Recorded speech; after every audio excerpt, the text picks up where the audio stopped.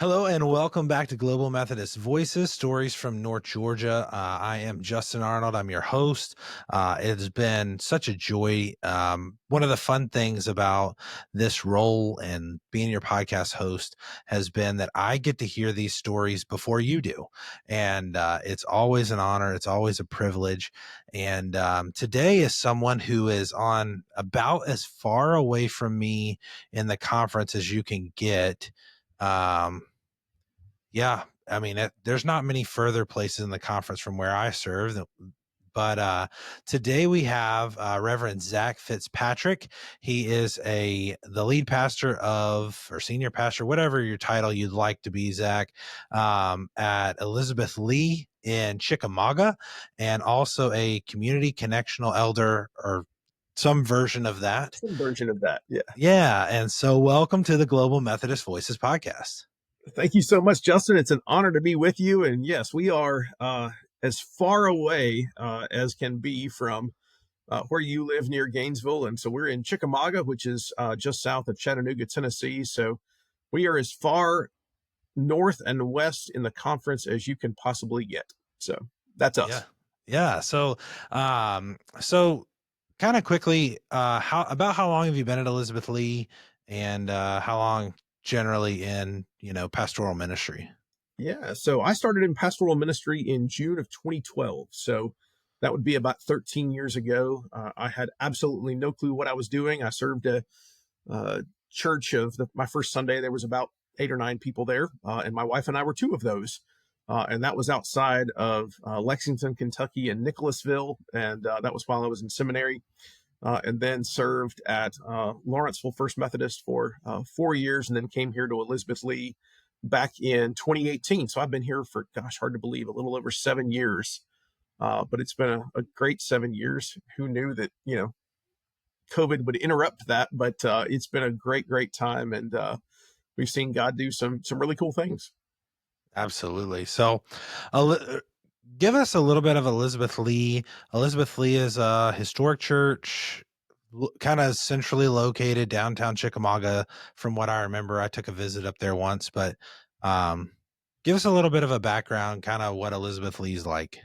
Yeah, so we are a downtown church right in the heart of Chickamauga. Chickamauga is a very small town of about 3,000 people. We are located right next door to the Gordon Lee Mansion, which was built in 1847 and served as a hospital during the Civil War. And then right next door to that is the elementary, middle, and high school for Chickamauga City Schools. And so we are located right in the heart of downtown. We kind of the joke is in town that we own about a quarter of downtown, which is an exaggeration, but still not entirely inaccurate. But we are kind of that downtown heartbeat church. And we are a church that's known for its outreach.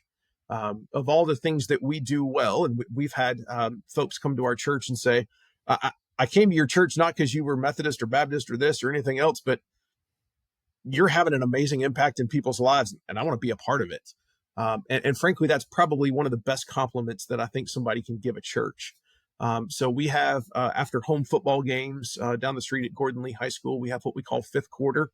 And so it's a big tailgate party with live music, food, inflatables, games, you name it.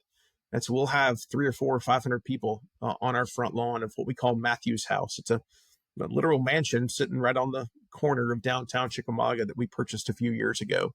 And so we'll have hundreds of people there for that. And during the school year, we have an elementary school mentoring program after school 1 day a week. And we have a food pantry. And we also have, and one of the things we're going to talk about today, we have a recovery ministry that meets every Monday night. And so we're a church that's really known for having an impact on our community and enriching the lives, obviously spiritually, but physically, emotionally, you name it.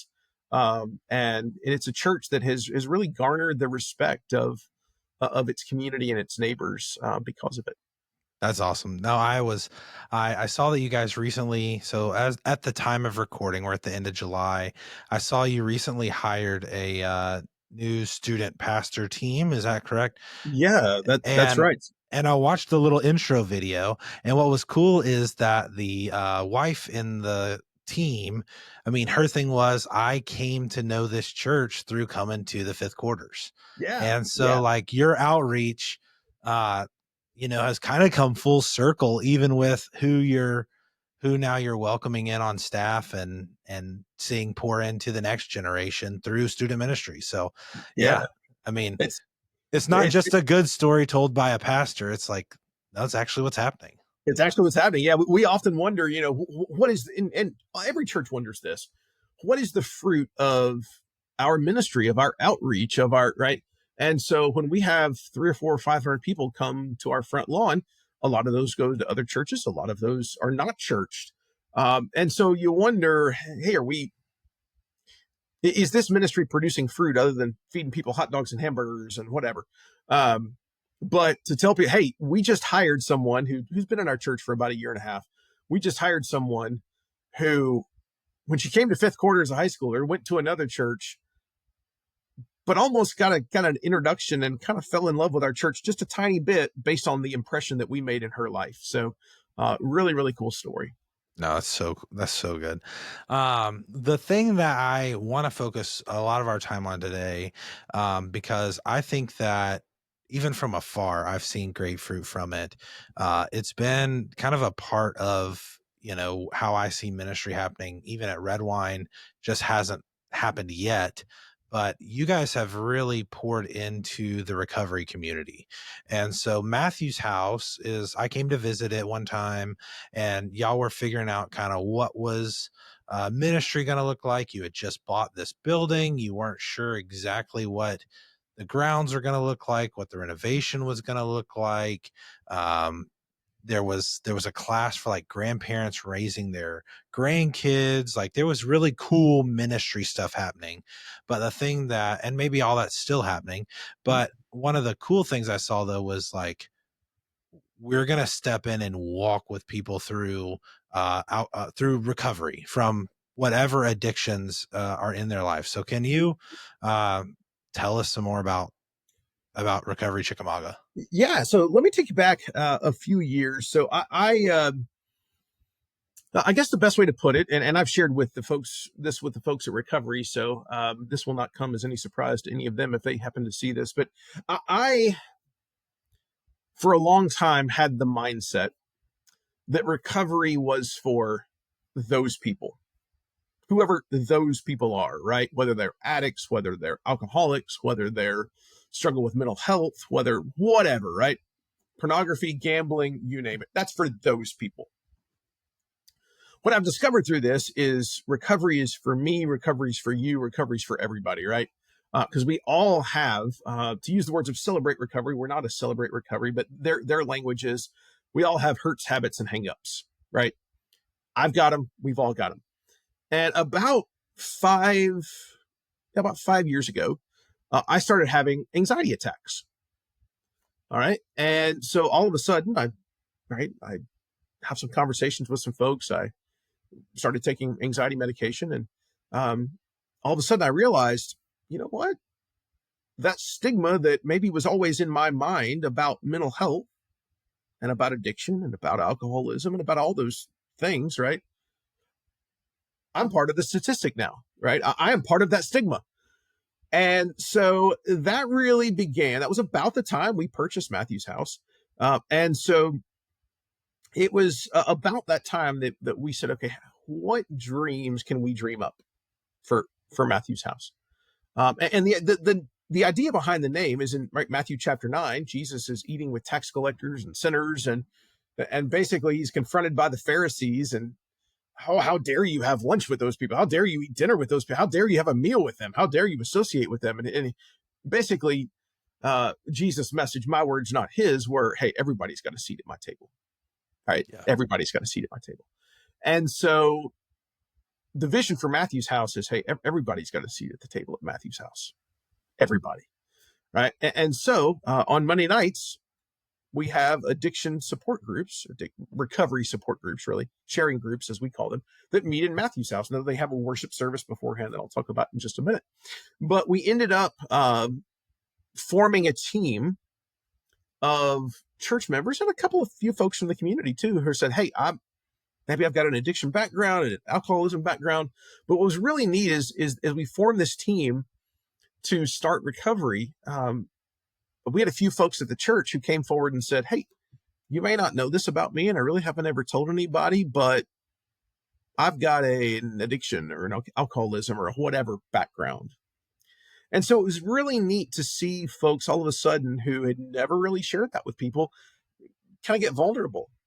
And to see that growth and maturity happen in their lives was just amazing. But that core group of 12 to 15 people, give or take, met for about a year. And we walked through the 12 steps together. The 12 steps, I believe, are one of the most powerful discipleship tools that exist, by the way. That's not what we're really talking about today. But for those of you who are discipleship minded, the 12 steps are the best discipleship tool I know of. And I know there's a stigma associated with the 12 steps, but we went through the 12 steps and we launched this recovery ministry. And now every Monday night, we have a home cooked meal that we serve them starting at 6 o'clock. Anybody can, it's free. And then from 6:30 to 7:30, we have a worship service that features a live band and a message from a speaker that's focused on recovery. Sometimes it's a testimony. Sometimes it's more of a sermon style thing. I preached this past Monday night. And then we have what we call sharing groups afterwards, sharing groups for men in recovery and women in recovery and family support and grief. Those are the four. But my favorite part of the night is when toward the end of that worship service, we celebrate milestones along people's journeys, and we celebrate with chips. A lot of people are familiar with recovery chips, and so anywhere from one day to the highest we've given out is 40 years, right? Praise God. So it's been really, really cool to see somebody come forward with getting a 1-day chip or getting a 30-day chip, and it's really, really cool. We've to see somebody get their 1-day chip and then their 30-day chip and then their 60-day chip and then their 90-day chip and on and on and on. It's amazing, and you can see the fruit. You can see I say that a miracle happens every time somebody receives one of those chips, right? That's obviously the miracle's happening in their hearts, right? But the chip is the evidence of the miracle. And so to see the fruit of those miracles, those chips happen when people come forward on Monday nights, it gets me excited just sitting here talking about it. That's amazing. That's amazing. And so I want to go all the way back to where you started with the term Matthew's house. Because one thing that I think that we conflate in that message, and one thing I don't think you're conflating, is that everyone has the seat at the table, right? Everyone. Yeah. But we want you to leave from the table better than you got here. Absolutely. Right. Absolutely. And so that's what recovery, and that's how Jesus is, right? Like as he went and ate with Zacchaeus, as he went and met with the woman at the well, as he went and did all these things with all these outcasts, the sinners and the tax collectors, the prostitutes, whatever.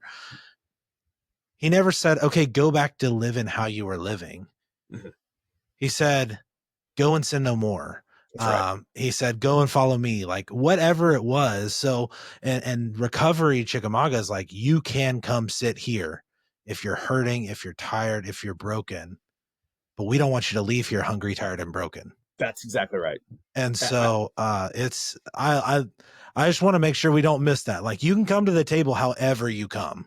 Absolutely. But we need to send you out better than you got here. Absolutely. And it's our expectation that's exactly what Jesus does when people come to his table, right? Jesus never is content to say, hey, you're good enough. No more healing needs to take place in your life, or no more maturity needs to take place in your life, right? He invites us as we are. And when his grace gets a hold of us, all of a sudden we mature, we heal, all those things. And yeah, unfortunately, there's this maybe misunderstanding in our culture today of, hey, we love people just as they are. When people walk in the door at recovery, we love people just as they are. But we also love them enough to say, we want you to experience healing that we believe only happens in the name of Jesus. Praise God. Yeah. And so we tell people every Monday night when they come, one of the last things we say when we get up and do the introduction is we say that we've seen Jesus do miracles here, and we believe that you may be the next miracle. And so that's our way of saying, hey, guess what? You are so welcome here. But if you get a little bit uncomfortable while you're here because Jesus starts to work in your heart, good, right? Yeah. If you leave here a changed person, a more holy person, a more mature person in your faith, guess what? That's why we're here. So yeah, it's been really, really neat to see the fruit of that, and to see people go from, a 1 day chip. And, we've had a large number of folks come through who they've just gotten out of prison or out of jail. And as they start to heal and, right, get stable employment, get stable housing, all this, it's really, really fun, genuinely fun to see all that happen.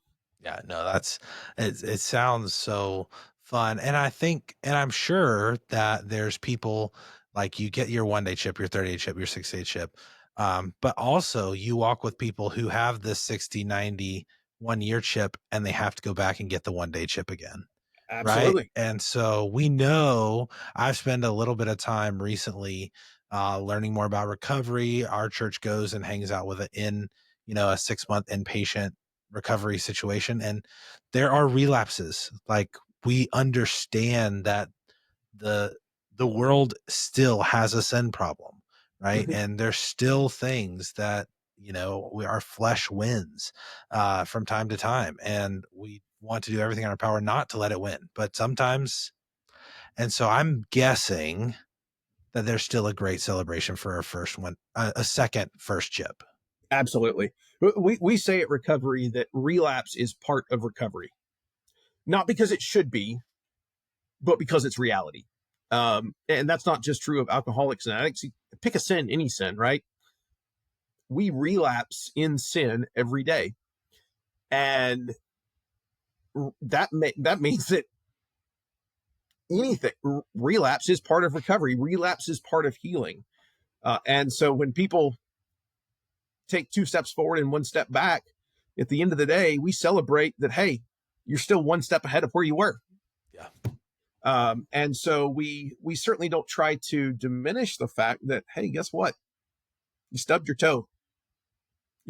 At the same time, we're here for you, no judgment, and we're going to walk alongside you, and not just you know be here when you want us here, but we're going to walk alongside you. And I tell people all the time, you're going to get annoyed how much you see me, right? That's Because good. I want them to know I'm not going anywhere. Like I'm going to show up and I'm going to walk with you, partially because I've got healing that needs to happen in my life, Yeah. right?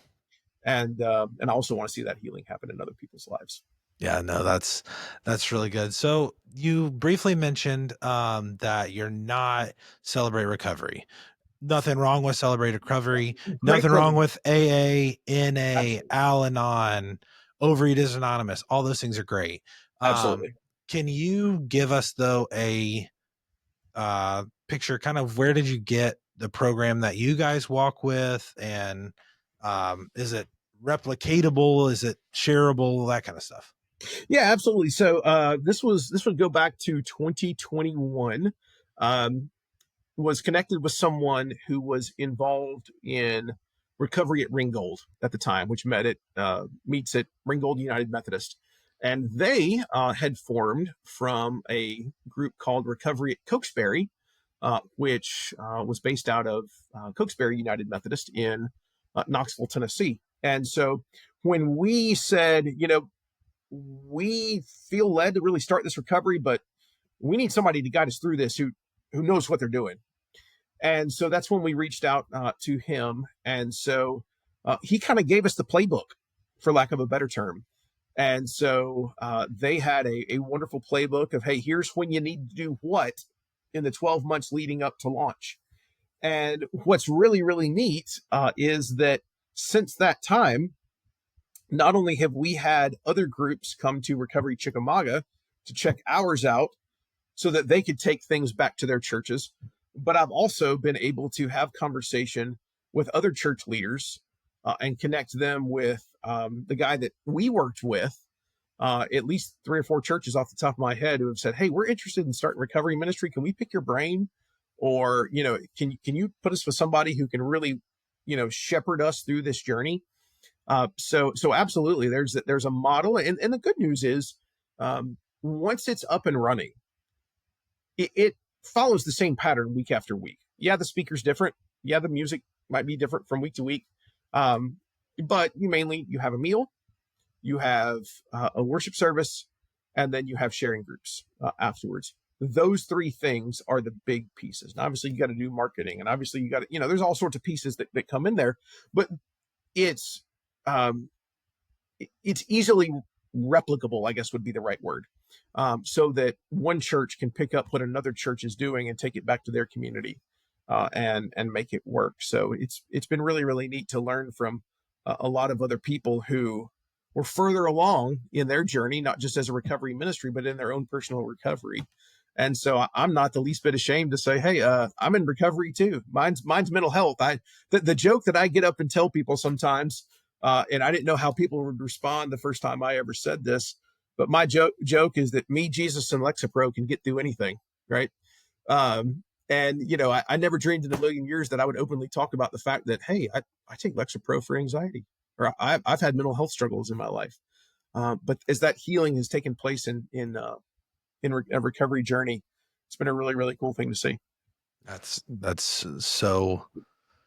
so neat. So, all right. So I want to take a quick break and just Yeah, say, if you are in Chickamauga and you're seeing this and yeah, you need recovery from something, you should show up to yes, Recovery Chickamauga, and just see if there's a way for you to get a first aid chip. See if there's a way for you to experience God's goodness in the midst of, uh, in the midst of everything. Zach, are there, without, I understand there's a non-anonymity. I think that's that's the anonymity word. or something, Yeah, whatever, to it. But are there stories that you can share, maybe without names, or, where you saw God work in, a person's life in this? sure, absolutely, yeah. I mean, I'll just share with you a couple of examples. One comes to mind right as we were starting this. Um, had a gentleman in the church come up to me, and I didn't know that he had an alcoholism background. And he came up to me and he said, "Hey, Zach, that recovery thing. I don't think you know this about me, but way back in my previous life, I struggled with that." And he has since moved away, but he is late 70s, early 80s, something like that. And so every Monday night, he's the one that we gave the 40-year chip to. And so every Monday night, he would come in, and as his health began to decline a little bit, he would come in with a walker, and he would sit there at the table at dinner and all these things. And a lot of the younger guys absolutely adored him because they could look up to him and say, wow, 40 years, 40. But a lot of these guys that walk the door, man, they can't imagine 40 days, much less 40 years. And so to see the relationship that formed between guys who were in their 20s and 30s and 40s and a guy who's in his late 70s, early 80s and getting around on a walker was just a powerful, powerful thing to see. Another story comes to mind of a guy who um, he's got about 30 years under his belt, but he shared that he kind of gotten away from recovery meetings and all those things, and when he found out that we were starting this program up, he said, "You know what? I'm still clean, I'm still sober, but I need that in my life." And so he started coming. And not only that, but he and his wife have gotten involved in the church. He hadn't been involved in church in years and years and years before this. And now he and his wife are actively a part of our congregation. But what's really, really neat to see is there has been times where we have had folks in recovery who have relapsed and have spent time in jail. And there was at one point we had three folks who were not only members of the church but also in recovery who were in jail. And so to go into nowadays they don't even allow in-person visits. But the sheriff here in our county has been incredibly gracious and sees the fruit of this ministry. And so there's been a few times where we've gone into the jail to say, hey, man, we're here for you. And they're shocked to see us. How the heck do you get in here? Right. And of course, we, you know, have a conversation with them. But for them to know, hey, there's people from recovery who came down to the jail, who visit me in prison, who, if they're in a jail where we can't go visit, we'll do video chats with them and phone calls with them. And when they get out, where do they come? Every single time. They're back at recovery. And so that's been really, really cool to see the fruit that's happened. Yes, on Monday nights, but also in jails. And we don't have an in-person jail ministry presence. We don't. That's just not our ministry. But to see that and to see the relationships that have formed through that, and when guys come out, where do they come? First Monday night, come to recovery, and to see them. And a lot of times it may be their second one-day chip or their third one-day chip or their eighth one-day chip or whatever, right? But to see these guys, where do they come straight back? And not only do they come back to recovery, but they come back to church too. Yeah. And yeah, which is really, really cool to see that, to know that, hey, we've got a significant number of people in our church who have spent time in jail or spent time in prison in the pretty recent past. That's had a really positive impact on our congregation too. No, that's so good. We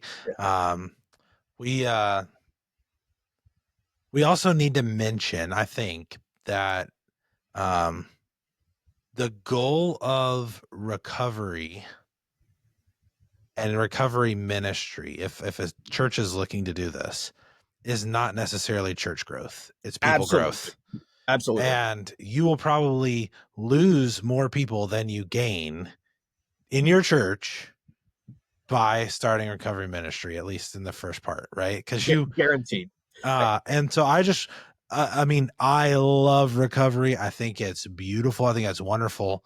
This is not how to easily 10x your church in average Sunday attendance. This is, no. I want to do the long, hard process of walking life on life with someone whom Jesus loves and died for. Yes, absolutely. No, you're exactly right. And I have had church members say, have any of those folks from recovery started coming to our church? And at the beginning, the answer was no. And so I told them no. And I remember telling them, like, if none of them ever come, I am totally okay with that. Now, of course, I want them to come. Of course, I want everybody to come, right? But if they never darken the door of this church on a Sunday morning, I am totally okay with that. And that doesn't bother me one bit. But I'll tell you what's happened too. I have seen a mindset shift in our congregation, because a lot of churches, and I think this is true of, let's be honest, most churches, we haven't always been the most welcoming and the most accommodating to people who carry baggage, with visible baggage. We all carry baggage into church, right? But visible baggage. There are stigmas that go along with addiction, with alcoholism, with pornography, with gambling, with whatever it may be. And to some extent, we've kind of outsourced those ministries and have, as churches, kind of tried to keep our hands clean of all that. I have seen a change in a beautiful way here at Elizabeth Lee. And that has happened in large part through the fact that we have teams of volunteers who come and provide the meals on Monday nights. And they'll stay for the worship service. And as a result, it has made our congregation a much more welcoming congregation, a much more open congregation, a much less judgmental congregation, all those kinds of things. And we've always been a very welcoming and hospitable congregation, but I've seen the growth happen because there's something amazing about just, regular old church members who see the value in not just serving the meal, but staying around through the recovery worship service. And they strike up conversations with the people who come on Monday nights. And I think our church members have realized, hey, they're no different than the rest of us. They're normal people, just like they're normal people, right? And it's that has been another one of those pieces of fruit that has been beautiful to watch from afar and realize that's pretty cool. How relationships are forming between church members who show up to volunteer and they thought they were serving a meal, but what they really were doing was making a friend. Yeah. No, that's good. Yeah. We have a church member at Red Wine, and he would not mind me sharing anything. He's the most open person in the world about his recovery, 23 years, I believe. And he was in confirmation. We wanted to have a confirmation class, and we allowed confirmation across middle school and any age. So if you had to be older than sixth grade, but any age. And he was one of them in our confirmation class with our sixth graders. And we were talking about how important the Bible was. And, do you have a Bible that's important to you? Family heirloom Bible or something, that's cool. That's a cool story. And he holds up his Bible. He goes, this Bible is really important to me because I got it in prison. And like the kid's eyes just exploded big, and because they didn't realize that he had spent time in prison, like 4.5 years in prison. And it led to his sobriety, it led to his recovery, like it led to him doing all this other stuff. Now he leads us going up to an inpatient men's 6-month facility up in Toccoa. And I kind of told you beforehand, like my son and I, we go every month. We try to go every single month to hang out with these guys in recovery. And, at first the people were like, are you sure you want to take your 7-year-old to go hang out with a bunch of addicts and sinners, basically? And I was like, yeah, probably. Cause I'm guessing they're just guys, and guys that need Jesus. And some of them probably love Jesus. And that sounds a whole lot like me. So we'll take him up there. And I'm a guy who needs Jesus and loves Jesus. I want to go hang out with guys who need Jesus and love Jesus. Like that, to me, that's the bar's pretty low, or really high, depending on who you ask. And it has been one of the most life-giving places. My son he's 7. And we had to miss this past month because we had gotten Christmas tickets to go see Dude Perfect, the YouTube sensation Dude Perfect. Like we went and saw him live. And I was like, buddy, we're going to have to miss going up to Victory Home to go see Dude Perfect. And he was like, do we really have to miss going to Victory Home? I'm like, these guys are your idols. He goes, yeah, but like I love going to Victory Home. And I love going to hang out with my guys. And these men in recovery, they love my kid with a passion. Like they know he's coming. They have it on their calendar. He's coming. They put in a 20-foot tall bonfire. They get golf clubs out and make a driving range for him. Like they set up all the activity. Like he has a night curated for his favorite things. And these are the people we're not supposed to let our kids be around. And it's like, the only thing is like he gets a little secondhand cigarette smoke for the night. Okay, whatever. Like he'll be fine. There's an entire generation who spent their life getting secondhand cigarette smoke. Like who cares? What's one night a month outdoors? But it's been so beautiful for him to see like these aren't bad people. These aren't lesser than. These are men who love me, serve me, love Jesus, and hang out together and have big bonfires. Yeah. And it's been really, really neat to see how the relationship is just we're all in the same boat. Absolutely. And my kids know that on Monday nights, Dad goes to recovery.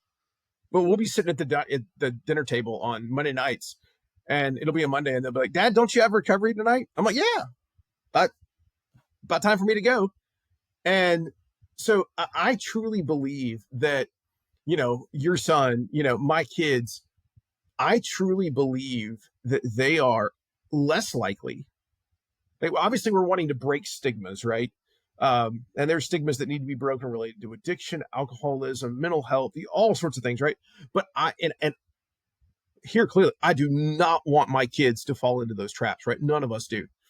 I believe that there is a smaller chance that my kids end up falling into one of those traps in life, um, because they know that dad goes to recovery on Monday nights, because they know that dad, hangs around with people and goes visits them in jail and whatever.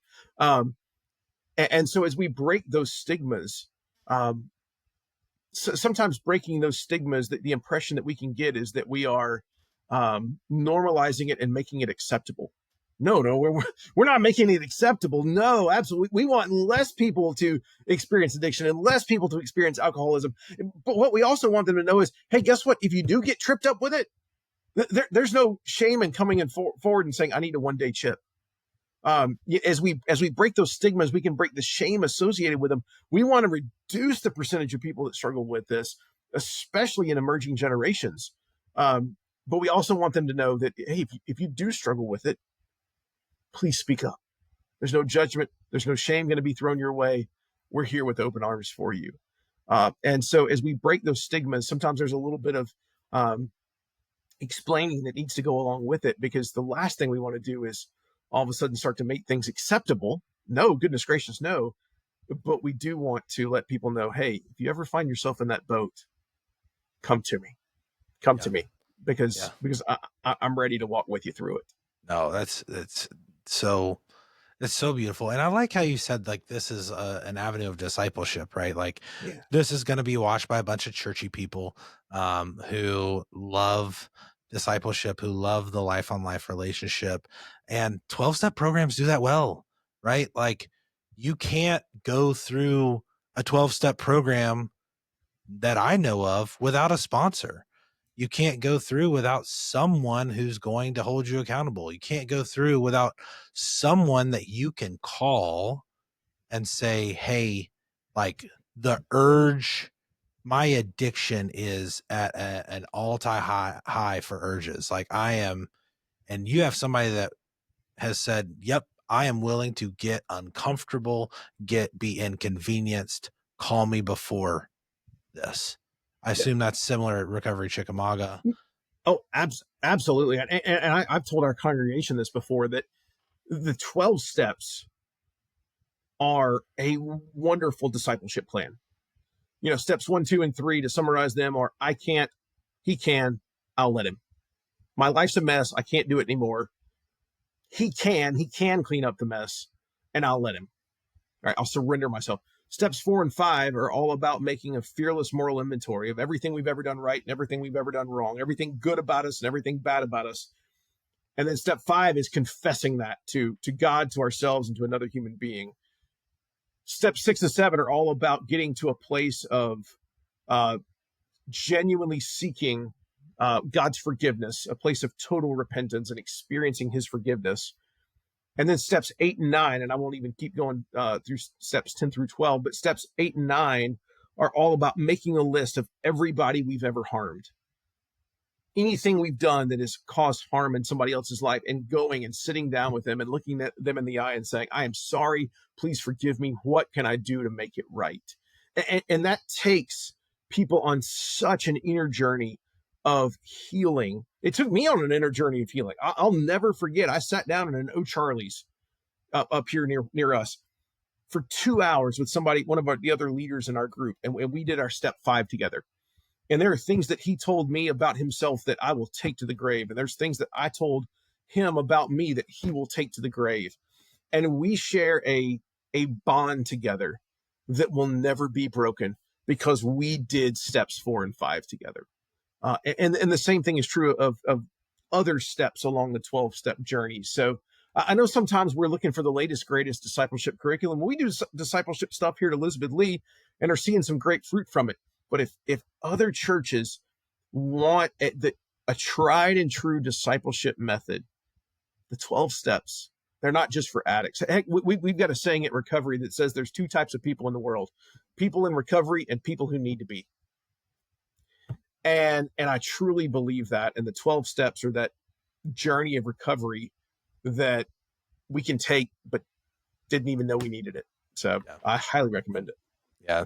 Zach, I like I said, I love what you're doing up there. I love watching it from afar because it is, I mean, you're from where I live, so you know exactly how far it is when you go see mom and dad or whatever. So you know how far it is, um, but I really do enjoy seeing the stories of God's faithfulness through Recovery Chickamauga, what's happening at Elizabeth Lee, the way that people are coming full circle because of the way you're pouring into your community, and excited that I didn't even get to mention like your role in the conference or anything like that, but um and so just thankful for your leadership and all of it, and your receptiveness to being a follower where you need to be in all of it, right? Like you couldn't we can't lead in recovery or anywhere without recognizing our brokenness and knowing that we need someone to help lead us, right? And so, right, there's no one. You may have Jesus and Lexapro, um but like that's not, you need someone to walk with you through that, and so you submitted to someone else's leadership for that season. That I Yeah, appreciate that humility that you had in that. So absolutely. It's been a joy. And, I've gotten so involved in recovery ministry that I've had family members ask me, "Hey, Zach, see, you've gotten really involved in recovery. Have you been keeping a secret from us?" Like, they thinking that I like had an addiction background or whatever. And I'm like, no, I don't have an addiction background or an alcoholism background or anything like that. But it's a joy. But what I've discovered is I've grown, I've healed, I've matured in ways that I didn't know that I needed to grow, heal, or mature. And so, has it been uncomfortable? Yeah, you better believe it. There's been some uncomfortable times. for sure. And to say that it's this clean ministry, no, it's super messy, super messy. Um, and that's not a criticism of anyone. It's simply a reality of the brokenness that exists in the world, right? Um, but for churches that are interested, the fruit is unbelievable. Fruit might fruit might not add up on Sunday mornings, right? But the kingdom fruit that happens through recovery ministry is amazing. And to see the growth and maturity in some of our church members, and to see the ways that their hearts have been opened to this ministry and to people who find themselves walking the journey of addiction or alcoholism or recovery has been really, really cool. So highly, highly recommend it to any church. Yeah, that's amazing. So, well, thank you for being on, sharing what you're doing. If you're in the Chickamauga area, looking for a place to be in recovery from whatever is the thing that ails you, um, go check out Recovery Chickamauga on Monday nights. They will feed you before anything else. So start there. And if you're looking for a church up there, go see Elizabeth Lee. I know their pastor's great. So, and they're right in downtown. Um, Thanks again, Zach, for being on the Global Methodist Voices podcast. And I'm excited to continue to watch what God is going to do up there from afar, or if He ever calls me somewhere closer. But excited to see what's happening with y'all. Absolutely. It's been a joy, Justin. Thanks so much, man. Absolutely. And thank you for listening to the Global Methodist Voices podcast, watching it, whether you're on YouTube, Spotify, or Apple Podcasts, or somewhere else I don't even know about. I'm just excited that you would come and see some stories of how God has been faithful through the Global Methodist here in North Georgia and to the ends of the earth. If you are interested in Recovery Chickamauga or recovery in general, feel free to reach out to Zach, or find a local Celebrate Recovery, AA, NA, Al-Anon, or other 12-step recovery process, whatever that may look like. We hope that you'll take some time, be serious, that there is hope. There is a tomorrow that looks different than today. And there is a Jesus waiting with open arms. The table is set, the table is open, but we will pray that you leave better than you arrived. And so, however you find yourself, we just hope that you'll find yourself well and in Christ. If you like this, please feel free to share this with somebody, subscribe, whatever. Click all the buttons. There's bells, whistles. I don't know. Just click all the things and do all the stuff so that you'll know what's happening next.